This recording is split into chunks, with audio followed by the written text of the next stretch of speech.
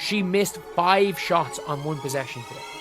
She caught 5 offensive boards in 1 possession. And Steve, this is going to end in embarrassing fashion. This is my prediction, Steve.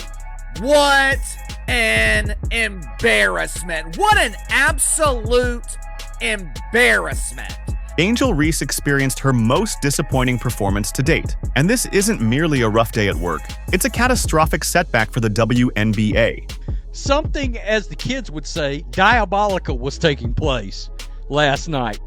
And it was Angel Reese setting women's basketball back 30,000 years. You might be thinking, hey, everyone faces tough games. And you'd be correct. But this situation is unlike any other. It was preceded by a mounting tension, a glaring spotlight, and a media whirlwind that created the perfect storm. What followed shook the very foundations of the league, dredging up all the controversy and baggage the WNBA has tirelessly been trying to leave behind. All of these issues exploded onto the scene in a single night, and ultimately, the WNBA has only themselves to hold accountable. Last night was further proof as to why people do not respect the WNBA. They weren't even on the court. Kathy Angelbert doesn't influence missed shots or poor choices, but the league undeniably laid the groundwork for a prime-time embarrassment on a league-wide scale. This event is the culmination of over a year of how the WNBA has handled Angel Reese, as well as Caitlin Clark, the player who has captivated millions of new fans.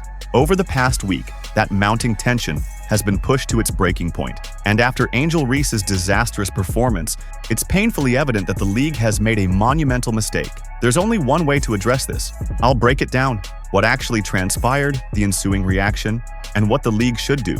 But don't hold your breath, because with the WNBA, change isn't always guaranteed. Like, Angel was not good today. Like, this is the worst game I've seen her play. She played no defense. She played no defense. The only reason she got the double-digit rebounds was because she got 5 offensive rebounds in 1 possession. Let's dive straight into the catastrophic spectacle that was Angel Reese's game against the Liberty. Because honestly, it was an all-time low, both in numbers and in presence. You'll understand exactly what I mean in just a moment, and why this meltdown is a serious blow to the WNBA's reputation and future. 2 points, 12 rebounds, 3 steals. 0 for 8 from the field. 33% from the free throw line. There's little more to say. It was an utterly horrific performance in every sense. And while it's still early in the season and premature to make any definitive judgments, WNBA fans and sports analysts alike couldn't ignore the glaring reality. She missed 5 shots on 1 possession today. She caught 5 offensive boards in 1 possession. On the offensive end, she went 0 for 8 from the field, and those missed shots ironically translated into extra rebounds that artificially boosted her stats. However, what stood out most in that sequence was her relentless tunnel vision, failing to see anything beyond her limited focus, leading to missed opportunities and chaos on the court. And Angel Reese, she regressed. In this play, she had tunnel vision. She had players all around her. She should have just kicked it out. Kamilla Cardoso just looks at her, just decides to walk away. She's over it. And Jonquel Jones just goes, "Not in my house." And it wasn't just this game. When examining her season-long stats, it's clear she's had a challenging beginning to the year. Angel Reese again, leading the league in the lowest plus-minus. Oh no. 5 for 22 and 10 turnovers through 2 games. I won't dwell on this further, but when ESPN weighs in with commentary, you know it's a serious issue. And they delivered a massive, earth-shaking critique that instantly grabbed everyone's attention on their phones. Did Angel Reese break? I didn't say it was a good record. I never said that. Shout out to you, Price, because I missed this. Historically bad shootings with a E emoji. Angel Reese goes 0 for 7 from within 4 feet of the basket to tie most misses from that distance in the WNBA over the past 10 seasons. Typically, a rough game like this would be quickly brushed aside. Everyone has an off night, and then you move on. But this time, things took a darker turn. It wasn't just about the stats. In a world obsessed with quick sound bites and viral clips, Angel Reese delivered a highlight reel for all the wrong reasons. It's almost like a montage of failures, an unfiltered, relentless sequence of missed shots and mistakes. This isn't stuff that simply vanishes. These moments get posted, shared, rewatched, and memes into eternity. So brace yourself, grab some Tylenol, because here's 15 seconds of pure pain, etched forever in the digital landscape. Cardoso with the miss. Angel Reese picks it up, what she's good at. Getting another offensive rebound. She says, give me that. How about another? Persistence trying to pay off. Jones gets a piece. Angel Reese won't give up. This was a brief, savage, and instantly shareable snapshot of just how brutal Angel's night truly was. And if that wasn't enough, a graphic making the rounds added fuel to the fire, a visual breakdown that dissected every agonizing second of her downfall. It was all laid out step by step, like a forensic report, turning her worst moments into a chilling, detailed crime scene analysis that everyone could see and remember. And, you know, there's something going around right now with the play-by-play. It talks about Angel Reese rebound, Angel Reese miss, Angel Reese rebound, Jonquel Jones block. It's just, I mean, you can't write this, but you... While it was an incredibly tough night for Angel, the real damage was done to the league itself. Clips of her repeatedly missing one-foot layups and padding her stats with meaningless rebounds spread across social media like wildfire. It wasn't just about going viral. It fueled long-standing criticisms that have haunted the WNBA from the start. Questions about skill level, entertainment value, and whether the league is genuinely worth watching. And the worst part? These damaging highlights came from one of the most prominent and outspoken players in the league, someone who's made headlines with bold statements like this. Yeah, the reason why we watching women's basketball is not just because of one person, it's because of me too. The aftermath was exactly what you'd expect, brutal and unrelenting. All I gotta say is, wow. I've never seen anything like it. I've never seen anything like it about the Angel Reese game. And there's no, after that game yesterday, there's no lying anymore. The internet was merciless, and X instantly exploded with posts like, Angel Reese with her signature move. Angel Reese went off tonight. This may be the most embarrassing sports clip in history. And Angel Reese doing Angel Reese things. People further questioned why Angel Reese isn't as popular as Caitlin Clark. Who doesn't love to see this kind of entertainment? And it wasn't just the haters. Even Angel's own fans could no longer ignore the undeniable flaws that have overshadowed her in the WNBA. You're seeing fans turn on her. You're seeing fans turn on Angel Reese. Like, I've never seen the Angel Reese hate watch be like this. I'm hearing Sky fans. I'm hearing Sky fans. I'm hearing Angel fans being like, you know what? She needs to do something about the layups. Her defenders, you can't defend this. And look, this ain't the first time. We know it's not the first time. This is just the first time that all the clouds aligned and there was no points. Look, I'm sure Angel will bounce back and, pardon the pun, recover to some extent. But this game sparked an immediate and almost cathartic reaction from WNBA fans and observers alike, like an I told you so moment. Much of the backlash stems from how fans feel the league has mishandled Angel Reese, and, similarly, how Caitlin Clark has been treated. Let's quickly rewind to understand what initially sparked this controversy. Everybody cares. It is a little that Bird Magic moment, if you recall, from 1979 when those two rookies came in from a big college rivalry, one white, one black. And so we have that moment with these two. But the one thing I know about sports, you need rivalry. The WNBA recognized Caitlin Clark as a major star the moment she left college. She had just broken the NCAA scoring record, both men's and women's, and led a mid-tier Iowa team to consecutive national title games, including her final showdown against South Carolina. That championship game drew an impressive 18.9 million viewers, even without Angel Reese in the picture. So she can't claim all the spotlight. But instead of allowing Caitlin to shine independently as the league's face, the WNBA chose to craft a manufactured rivalry, all because Angel Reese waved her hand, pointed, and made a gesture.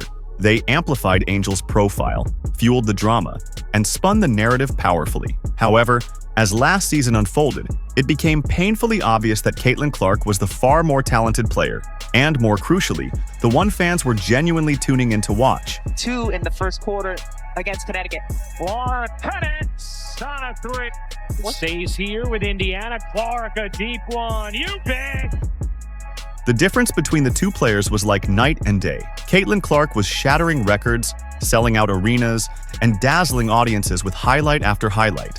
Meanwhile, Angel Reese, despite being marketable and having a solid rookie season that earned her an all-star nod, wasn't coming close to matching Caitlyn's level of production or influence. I mean, let's make this very clear in terms of actual skill and maybe even production. It is not a rivalry. And if it is a rivalry, it's Benzino biting at the heels of Eminem at his peak. I mean, what are we really doing here? Yet, the league continued to hype the Caitlyn versus Angel rivalry as if it were a true equal clash. They kept framing it, promoting it, and selling it, even as the undeniable gap in talent and impact on the court made the reality clear. Any other league, this would be described as huge embarrassing failure.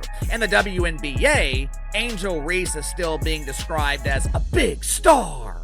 Because the league and media relentlessly debated Angel versus Caitlyn, despite the obvious difference in skill and influence, Caitlyn Clark's fans quickly recognized who was truly fueling the momentum.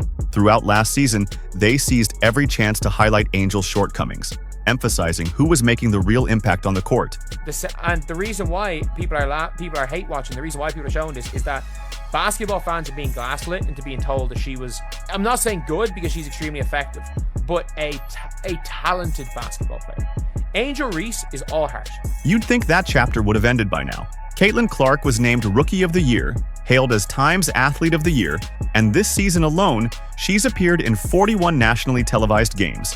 The Caitlyn Clark effect has only grown stronger. The league had countless chances to move past the manufactured rivalry, allowing Angel to stand on her own, to shape her own path, and to build her spotlight independently of Caitlyn. Honestly, that would have been the best move for her.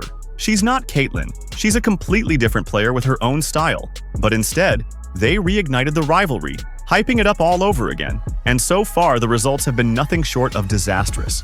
And the WNBA wanted to capitalize on the Angel Reese-Caitlyn Clark rivalry by putting these two teams up against one another 5 times during this season.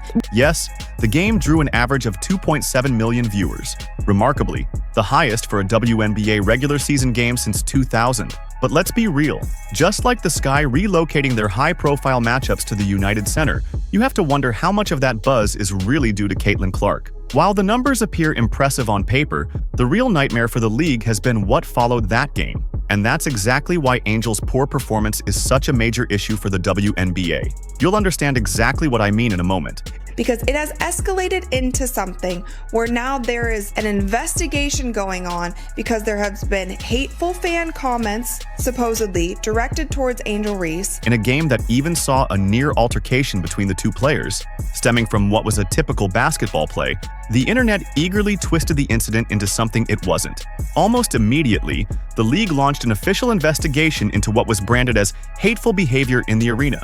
But as I record this, no findings have been announced, no timeline has been provided, and no credible witnesses or reports have surfaced to substantiate any concrete incident. It remains an ambiguous, unresolved mystery, fueling more controversy and speculation. Not getting details from any of the players, coaches, staff who are actually there in the arena. So with this, it kind of confirms my hypothesis that the WNBA was looking at stuff on social media and thought it was a good idea to open an investigation based on social media claims that didn't have any validity to them. And like we have talked about, the one audio clip that is going viral is actually something from a famous YouTuber. It is not someone in the crowd shouting animal noises. Exactly. This investigation appears to be driven largely by internet speculation rather than solid evidence. But by then, the damage was already done, the headlines had been published, and the public perception was already shaped. Once again, the league has turned a moment that could have been a victory into another opportunity to feed a narrative about Fever fans, fueling distrust and controversy instead of focusing on the game itself. It is now a thing. The media have doubled down that Indiana is unsafe. The media seized the allegations and the investigation, amplifying the story further. Other players chimed in, and although nothing has been definitively confirmed, Indianapolis is now being painted as unsafe for visiting opponents. But beyond what many see as a knee-jerk reaction by the league, there's an even more troubling issue. Fans are raising concerns about a double standard. While the league has swiftly launched investigations into claims, a flood of hate directed at Caitlyn Clark and the Indiana Fever online has largely gone unchecked. That kind of hate, especially under the WNBA's own no space for hate policy, should absolutely trigger league action or investigation. Worse yet, some of that hate seems to be coming directly from Angel Reese herself. She recently reposted a TikTok referring to Caitlin Clark as a white girl, with no statements, no pushback, and no public acknowledgement from Reese or the league. Here's the core problem. The league planted Angel in the spotlight and continues to promote this manufactured rivalry, one that's been racially framed from the beginning. Everyone's watching, and when the player they're elevating and protecting falls short or has an off night, many fans aren't going to overlook it. The narrative and scrutiny are only going to intensify. And here we are, how many days later? This is Friday, that was Saturday. 6 days later, not a lick of proof. The coach comes out, we didn't find out about it until everybody else did. So now we've got a person standing in a room with a spotlight on them every time they play basketball, and the basketball is not good on top of it. It wasn't good beforehand, but... Exactly. The perfect storm. The moment Angel Reese had arguably the worst game of her career, the entire internet and media pounced. They clipped it, shared it, memed it. It became the focal point. What makes it even more glaring from a contrast and spotlight perspective, highlighting just how badly the WNBA is mishandling the situation, is that this all happened right alongside Caitlin Clark's breakout start. In just her first few games, she was already breaking records and capturing the nation's attention. The timing couldn't be more ironic, and more damaging for the league's fragile narrative and reputation. She tied yesterday. People are talking about her tying the record for most 20 points, 10 assist games in WNBA history. She actually broke another record, the most 25-point 10-game assists in WNBA history. Thanks to all of this, the records, the impact, the overwhelming spotlight, Caitlin Clark is already being mentioned in the GOAT, greatest of all time conversation. 41 games. That's crazy. And there's other people on the list that had 500 and 700 games. That's Rossi, 40 better slew. It's crazy, bro. It's nothing you can say to me, bro. Nothing. If she plays 100 games, bro, nobody ever gonna beat that record, bro. Bro, she's Chamberlain numbers. She the best. She's the best ever, bro. It's a stark juxtaposition, all unfolding within just 1 week. On one side, there are records of greatness. Caitlin Clark, setting attendance milestones, smashing viewership numbers, and catapulting the Fever into national prominence. On the other, there are records of failure, viral lowlights, missed layups, and one of the worst performances in Angel Reese's career. For the WNBA, it's a nightmare scenario. Instead of capitalizing on what's clearly resonating, Caitlin's brilliance, they've once again alienated core fans. Meanwhile, they seem intent on protecting a player they've heavily promoted who continues to struggle with fundamental skills. And the worst part? They're fully aware of what's driving this surge. They know Caitlin Clark is the catalyst behind this newfound attention. They know the millions of new fans tuning in are there because of her. Yet, instead of embracing the success she's bringing, the league continues to stumble, risking everything in the process. She's a generational talent. No league's ever about one player, but in this case, Caitlin brought tens of millions of new viewers into the W, and there's no denying that impact. Not just in the WNBA, but the world of sports. Adam and I talk all the time about she's the most popular athlete in America, you know. The league has fully committed to this narrative, and there's no turning back now. There are still 4 more games between the Fever and the Sky this season, and let's be honest, the Sky have looked absolutely dreadful so far. While not every game will be a blowout, this is the rivalry the league deliberately fostered. They knew that Caitlin was the star, and that the Fever were heavily stacked, but they pushed forward anyway, driven by their dedication to the storyline. And now, all eyes are on Angel Reese. The scrutiny has intensified, and she's the one being held accountable in the public eye, whether deserved or not. The league's gamble is playing out on full display. And Steve, this is going to end in embarrassing fashion. This is my prediction, Steve, that before this season is over, Angel Reese is going to figure out a way to tap out, quit basically, and demand some sort of trade. Fans will continue to scrutinize every number, missed layups, box scores, possessions, tracking it all relentlessly. And here's the key point. This situation could have been handled with more balance and fairness. If the league had not rushed to support certain players while neglecting others, particularly Caitlin and the Fever, it might have eased the pressure on Angel. Let Caitlin and the rivalry fade naturally, and fans might be less inclined to criticize Angel so harshly. Honestly, that approach would have been beneficial for her growth, but it's unlikely the league will go that route.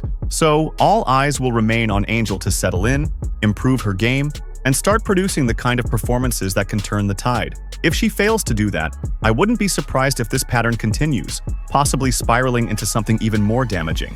Folks, she has the weight of the world on her shoulders. She is carrying the racial hoax of the year. Man, the pressure that woman must be under. I don't wish that on my worst enemy. You're right. This situation risks becoming a disaster for the league. The longer the investigation remains unresolved, and the more it seems to unfairly target Angel, the more it fuels the narrative that indie fans and the massive Caitlin Clark supporter base are somehow detrimental to the game. Instead of capitalizing on this season's potential, a chance to showcase a once-in-a-lifetime star, attract a new wave of fans, and truly elevate the sport, the league is undoing its own momentum. They're arguably shooting themselves in the foot, promoting players who aren't living up to expectations, alienating the very fans who showed up in record-breaking numbers, and now stuck in a no-win situation. All this despite having a golden opportunity, a true shot at transforming the sport and creating a new era of growth. Thanks for sticking with me. If you're still here, drop a GOAT in the comments, because that's exactly what you are for watching this all the way through. See you next time.